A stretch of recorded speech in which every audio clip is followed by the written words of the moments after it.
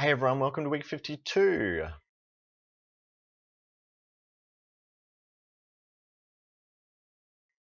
So this is week 52 and the spread is labeled this week the checkerboard, meaning that we were the pieces in a checkerboard game being placed and moved into different positions. And just as a piece on a board game doesn't understand what part they play, similarly we weren't going to know what we were actually playing in this week.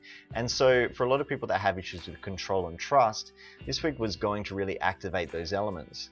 So let's have a look at the cards of the week that we already selected. So very first card was Incarnated Angel Heart. At the very start of the week, this is really saying that we were going to get emotionally attached to or emotionally engaged, or we were going to overextend ourselves emotionally throughout the portion of this week in regards to not having any control over where we're being placed and also how we're being used to complete the bigger picture of this game that we call destiny or fate.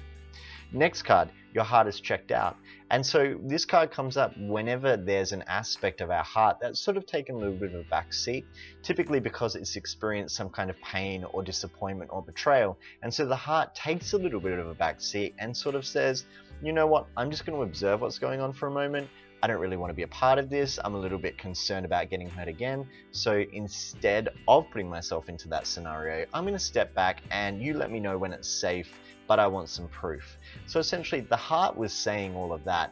And so through the process of this week, the spirit was really forcing us to put our heart back into each scenario that we choose to live in.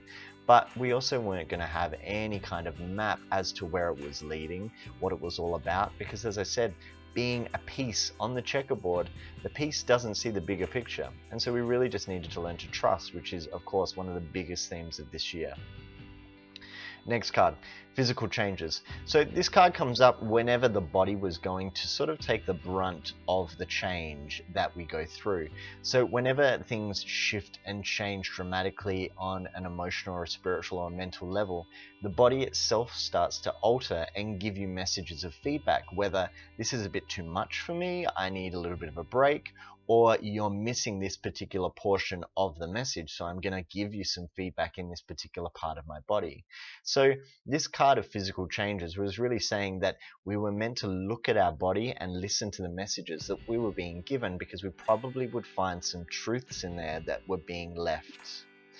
So next card, people around you are chaotic, don't worry, it will clear up soon. So when we look back in reference to the very first card, which is the Incarnated Angel Heart, and then this one, it's the Incarnated Angel has a really unhealthy habit of finding destructive people and then trying to save them, but then kind of getting destroyed in the process. So when we look at this card in the middle of the week, it's sort of saying that as being part of this piece of this bigger game, we were just going to notice that people weren't really making sense. People were going to act weird. People were probably going to project at us. People were going to probably slightly be aggressive or irrational or chaotic. So within the realm of that energy, it was very important for us not to get too attached to how they're treating us.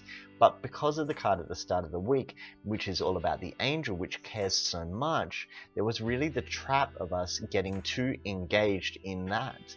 And so I don't know where the card fell for you in different parts of the world, but here it fell on Christmas Day. And so typically one of the most triggering times for a lot of people are Christmas time with their family or with extended family, and all the weird actions, behaviors, and habits that their family engages with, but oftentimes people try and avoid these for the rest of the year. So this card coming up in the middle of the year middle of the week rather, was saying that we were going to be exposed to chaotic behavior, but we had to choose not to let it really affect us personally. Instead, we needed to just find something fixed and stable to keep our eye on so that we didn't lose balance. Next card. Okay, so the mother. So the mother then rules, are you being nurtured? Do you need to be looked after? Do you need some more milk? Do you need healing? How are your emotions? So as you'll see, all of the theme of this week, it was practically engaged physically, but it was very much so looking at the tone of your emotions and how your emotions were being handled. And so whenever the mother card comes up, it's really saying, do you know how to mother yourself?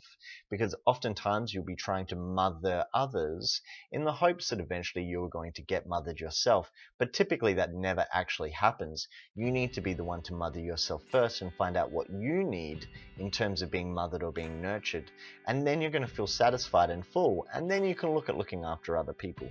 But it can't be the other way around. That's why in an aeroplane, when there's a lack of oxygen and the mask comes down, the advice is that you fix your own mask before you fix the mask of children. Make sense? Okay, so next card is the moon. So the mother and the moon, they're actually the same thing. Whereas the sun is the father, the moon being the mother. The moon is all about those subtle, soft, ethereal, mystical energies. So the moon influences things like creativity and music and spirituality and mysticism and magic. But the flip of the moon when it's too heavy, delusions, illusions, nightmares, stress, anxiety. So this energy following the mother, they're two heavily focused themes talking about that archetypal nature of the feminine. And so this card coming up was saying, okay, the previous day we looked at whether or not you know how to nurture yourself and whether or not you nurture others too much. And do you know how to nurture yourself healthily and successfully?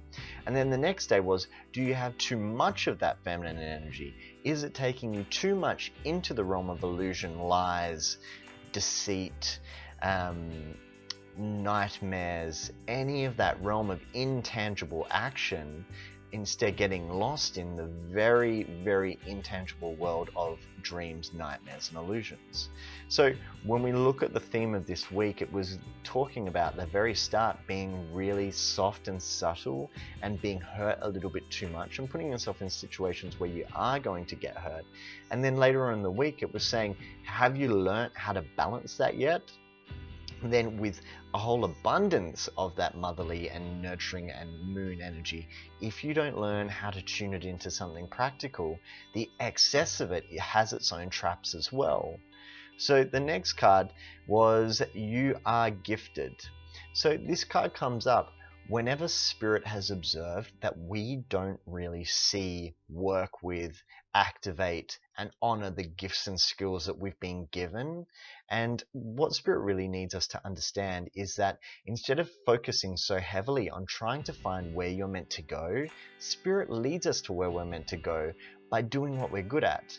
And so by doing what we're good at, we actually reveal the markers as to our own path, because it's the truest aspect or the truest part of expressing our true soul nature. So whenever we do what we're great at, we reveal another part of ourselves. And so we also attract doors that we're meant to walk through.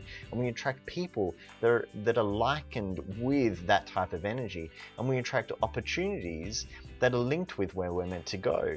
And so the best thing or the best advice for this week was always just to focus on what you're great at. Don't overextend yourself emotionally with other people. Instead, learn how to nurture yourself. And then within that realm, because obviously this is the festive week where we see a lot of our family, which is oftentimes the real cornerstone of our challenges and lessons, by taking all of that stuff, we'll learn what we need to learn just before we shift into the new year, so we don't take the same cycles and habits into that new year.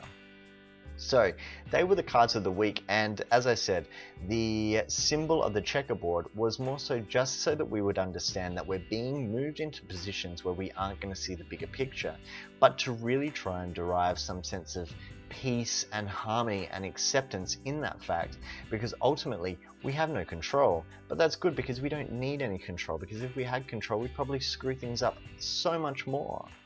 So that was the cards for the week. Now, I'm not going to do a question of the week this week, and instead for New Year's Eve, I'm going to record a ritual for you to do at home. And hopefully there's going to be a special little guest, and for those people that watch Home and Away, they will recognize this face. And so what I really want you to think about is Yes, think about what you want to let go for next year, for last year, and have it let go by the time you move into the new year. But think about it hinged around what you're going to embrace or what you're going to embody for the next year. And that's what the spell, the ritual, is going to be on New Year's Eve. So I think it will probably go live maybe about 3 days after New Year's, because if I put it live on New Year's, no one's realistically going to do it on that day. So if you like this video, please do me a favor and give it a thumbs up, which you'll find in the menu just down there. Make sure you've subscribed as well, so you'll get these videos and more. I've got a whole lot of videos planned for next year, and yeah, they seem like they're going to be really exciting, so I'm excited to do them and share them with you. And so also make sure you're following me on Instagram, and on Instagram on every day in relation to the card you also get the god of the day, so essentially the deity that you can and call upon to help you through the lessons that you're going to encounter.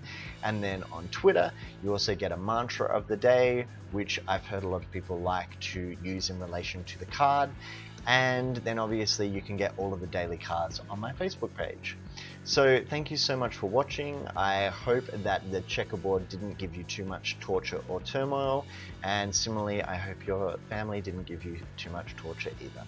So I hope you have an amazing new week, and I will see you next week with the next review.